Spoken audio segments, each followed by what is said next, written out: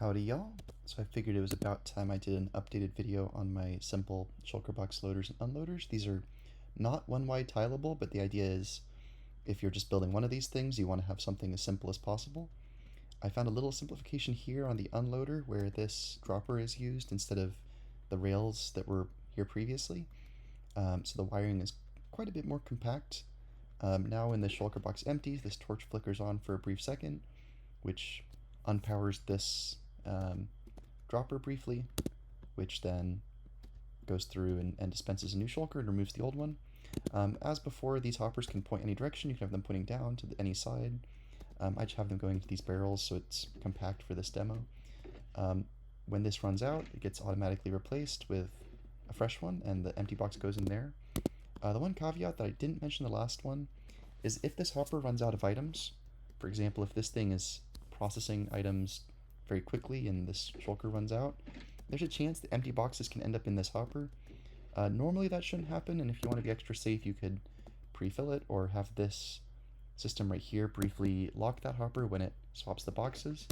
But normal operation right there, as you saw, puts the empty box in the correct place. As for the shulker box loader, this thing, I had to make one small change, so there's a rare possibility when the piston pushes down that the shulker box would land on the lip of this comparator here, and then the item would get lost. So I added an extra hopper there, which is a little unfortunate. It's one extra hopper. It's not the end of the world. Oh, as far as this torch too, if you don't want a flickering torch, you can actually just do a redstone block there to power the comparator. Oops. Or any other hard power dust. I think I saw some people doing this. As you can see, if it's not powered, then it just constantly replaces the shulker box anytime it has an item in it.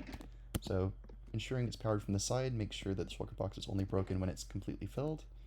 And then full shulker boxes, or the broken ones from just now, end up in this output chest. And then the input can be from the side, and again, you could input from multiple sides if you want, but then it's no longer openable, or at least not in survival. I have a mod here that lets me do it. You can also use droppers to fill it up twice as fast if you prefer, but then you have to add a clock for that.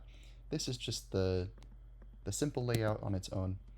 You can also use this with a player, so this could be an input that a player sticks items into, where you fill this up manually, and then when it's completely full it breaks and goes into the chest. And it's just two single dust triangles that each power this piston and this dispenser respectively to replace the box and break the old one. So that's about it.